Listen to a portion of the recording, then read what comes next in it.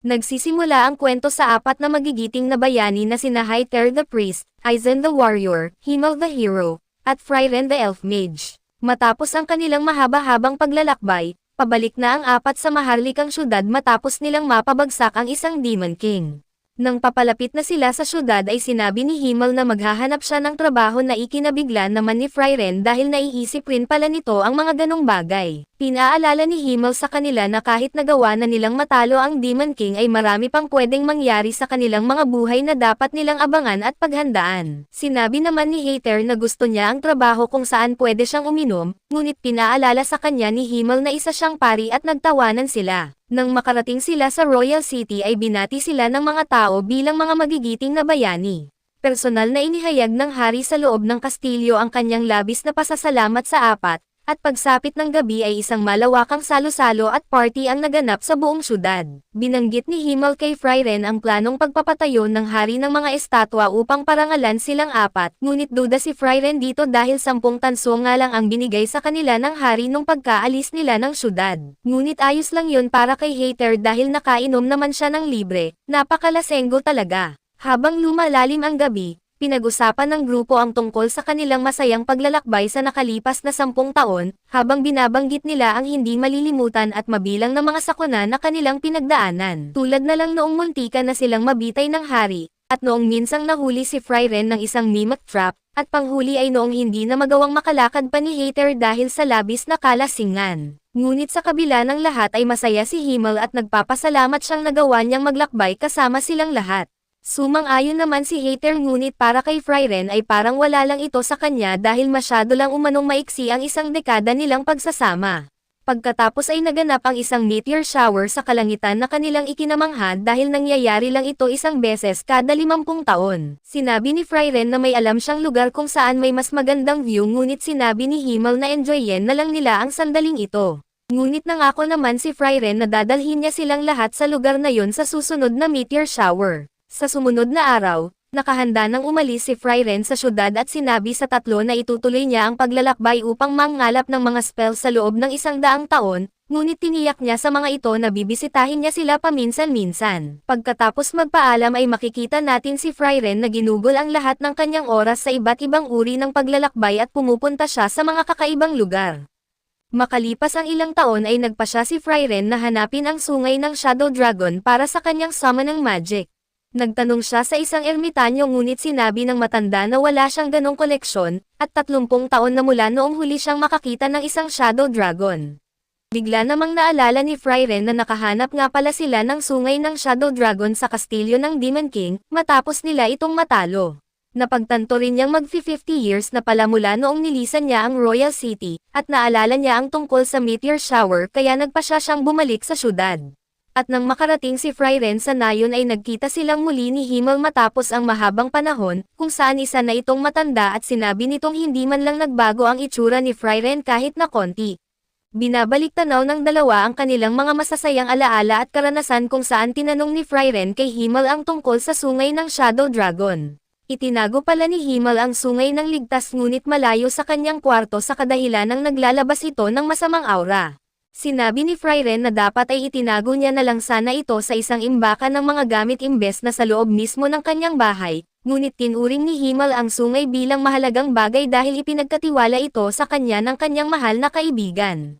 Pagkatapos ay inutusan ni Frieren ang kanyang alagang ibon upang itago ang sungay at kanya ring nakita ang itinayong estatwa na sinasabi ni Himmel bilang parangal sa kanilang ginawang kabayanihan. At pagkatapos ang mahabang panahon ay muling nagkita-kita ang apat kung saan matanda na rin si Hyter. Sinabi ng pari na hindi man lang nagbago si Frieren kahit konti, sabay himas nito sa ulo ng babae na agad siyang sinaway dahil ayaw nitong hinihimas ang kanyang ulo. Naisip nilang lahat na panoorin ang meteor shower sa lugar na binanggit ni Frieren kung saan ay 1 linggo ang layo nito kung lalakarin. Nagsimula ng maglakbay ang magkakaibigan kung saan pinaalala nito ang mga gunita at alaala ni Himmel tungkol sa kanilang adventure sa loob ng maraming taon.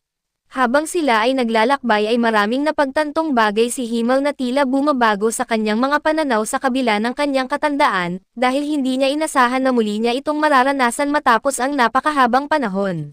Pinasalamatan niya si Frieren dahil sa kanya ay muli silang nagtipon-tipon lahat, kung saan masayang pinagmamasdan ng magkakaibigan ang napakagandang meteor shower.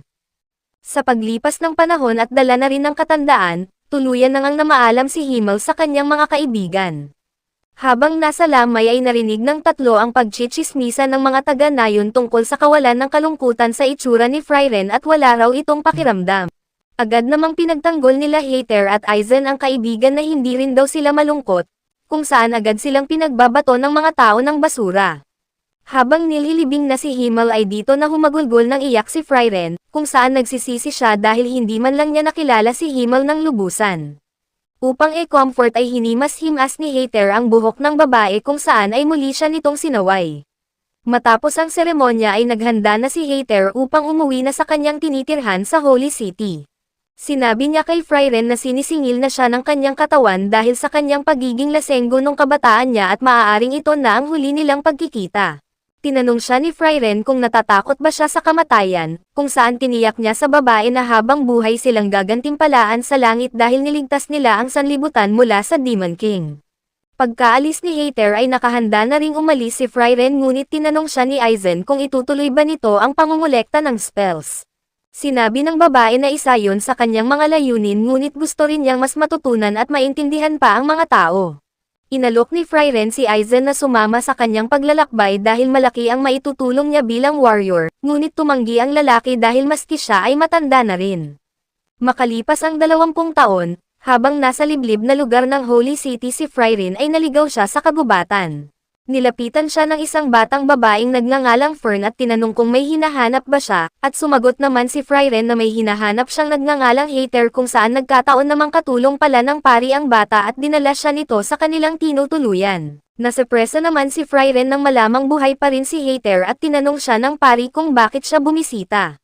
Sinabi ni Frieren sa pari na malaki umano ang utang na loob niya rito at gusto lang niyang makabawi rito bago ito pumanaw. Dahil dito ay nakiusap si Hater sa kaibigan na gawin niyang apprentice si Fern dahil nakikita niyang may potensyal ang bata.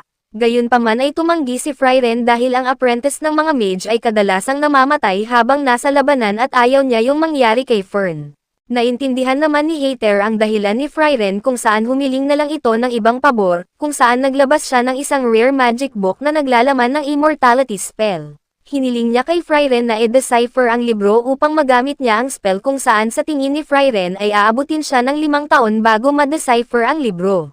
Tinanong ni Frieren ang dahilan ni Hater kung bakit gusto niyang maging immortal, dahil ang akala niya ay hindi siya natatakot sa kamatayan kaya inamin na ng pari na nagpapanggap lang siyang matapang noong huli nilang pagkikita.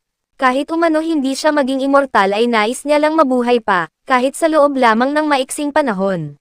Bago umakyat ang pari ay nakiusap siya kay Frieren na turuan si Fern ng iba't ibang uri ng magic sa kanyang libreng oras. Lumabas si Frieren at pumunta sa kagubatan kung saan nakita niya si Fern na nag-iensayo sa bingit ng bangin, at namangha siya sa bata dahil sa husay nito sa pagkontrol ng kanyang mana sa puntong kayang itago ng bata ang kanyang presensya na mismo si Frieren ay muntikan na siyang hindi ma-detect. Inamin ni Fern na sinabi ni Hater sa kanya na magiging mage siya kapag nagawa niyang mawasak ang malaking bato mula sa malayo. Nagpakawala si Fern ng malakas na mahika mula sa kanyang makapangyarihang tungkod, ngunit agad rin itong naglaho bago pa man ito umabot sa bato kaya nagtanong siya kung ano nga ba ang dapat niyang gawin. Siguraduhing nakasubscribe sa aking channel at pakihit na rin ang notification bell para updated sa mga susunod na video. Maraming salamat sa panonood!